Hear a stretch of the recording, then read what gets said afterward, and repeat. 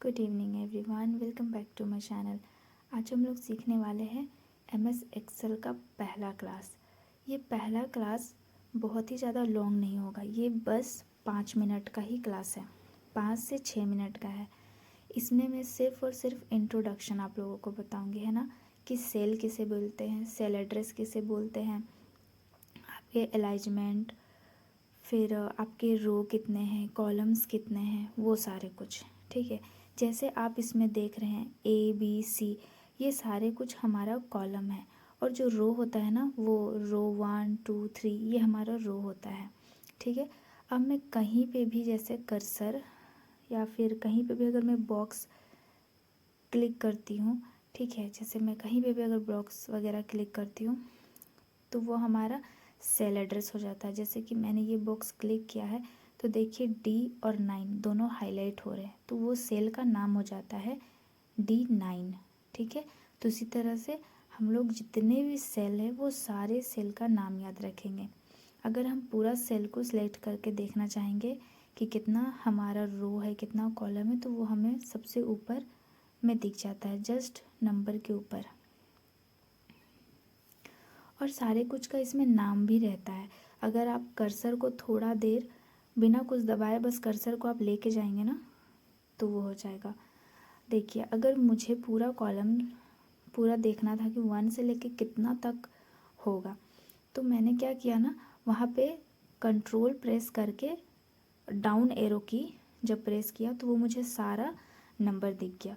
और जब आप राइट एरो की क्लिक करेंगे तो आपका A से लेके मतलब Z तक हम लोग बोलते हैं ना, तो एक्सेल में Z तक नहीं होता है, Z से भी आगे होता है, तो आप उसे देख सकते हैं।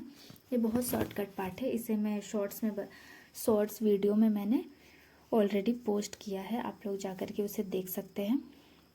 अब देखिए, जैसे सेल एड्रेस मैंने अभी कहा था, जैसे मैंने A पे क्लिक किया तो A1 हो जाएगा, B पे तो B2, B3। अब जैसे मैंने यहाँ पे क्लिक किया तो F6, J पे है तो J4, अब यहाँ पे क्लिक किया तो L3। तो इस तरीके से हमारा सेल एड्रेस का नाम बदलते जाता है। ठीक है, दोनों हाईलाइट होगा, आपका कॉलम भी हाईलाइट होगा, रो नंबर भी हाईलाइट होगा।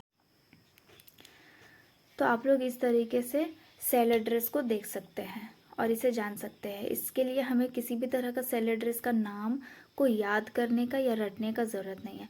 अब जैसे आप कुछ लिख रहे हैं और उसका अगर आपको साइज बढ़ाना है तो A के बगल में आप जैसे कर्सर लेके जाएंगे तो वो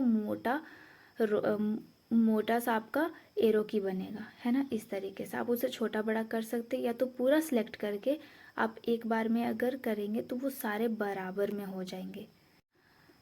जैसे ये बहुत ही स्मार्ट वर्क करता है। जैसे मैंने यहाँ पे 1 टाइप किया और 2, अब इसके बाद मुझे इसके नीचे चाहिए, तो वो समझ जाएगा कि आप एक एक का डिफरेंस रख रहे हैं। ठीक है, तो दोनों को सिलेक्ट करके कॉर्नर पे क्लिक करके हम नीचे की तरफ खींचेंगे।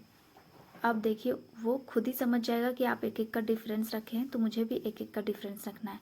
जैसे यहाँ पे 2 और 2 किया है तो वो समझ रहा है कि आपने सेम लिया है, तो वो सेम ही देगा रिज़ल्ट।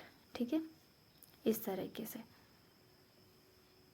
देखिए, हमने उन्हें कमांड क्या दिया था, दोनों सेम है तो वो सेम देंगे। अब यहाँ पे मैंने 4 कर दिया तो ये 2 2 का डिफरेंट है, तब 2 का डिफरेंट है तो वो समझ जाएंगे कि आपने 2 का डिफरेंस रखा है और वो आपको इस तरीके से रिज़ल्ट देंगे।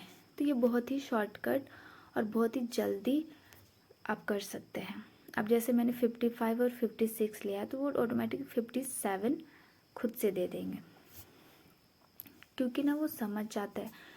आप भले गलती कर सकते हैं लेकिन ये गलती नहीं करेंगे। ठीक है, तो इसके लिए कभी भी ये मत सोचिएगा कि ये गलत किया है, आपकी गलती होगी तभी वो गलती करेंगे। अब जैसे मैंने 5 का डिफरेंस रखा है तो ये ऑटोमेटिक 5 का डिफरेंस ले लेगा। अब ये सिर्फ नंबर में नहीं, बहुत सारे कुछ में होता है। जैसे हम संडे मंडे लिखते हैं, उसमें भी लिख सकते हैं। बस संडे और मंडे आप लिख के बाकी क्लिक कीजिएगा तो आपका पूरा सप्ताह का नाम आ जाएगा। और अगर आप जनवरी फरवरी का करेंगे, ठीक है, जैसे जनवरी फरवरी अगर आप लिखते हैं तो उसका भी पूरा आ जाएगा। अगर आप जनवरी और फरवरी पूरा लिखेंगे तो पूरा आएगा। और जैसे हम शॉर्टकट में लिखते हैं ना, JANU या फिर JANFEB, तो वैसा लिखेगा तो वो शॉर्टकट में आएगा। जैसे मैंने जनवरी फरवरी लिखा तो वो मार्च अप्रैल मई ये सारा कुछ खुद से दे देगा। आपको पूरा मेहनत और पूरा टेबल में टाइप करने का ज़रूरत नहीं पड़ेगा।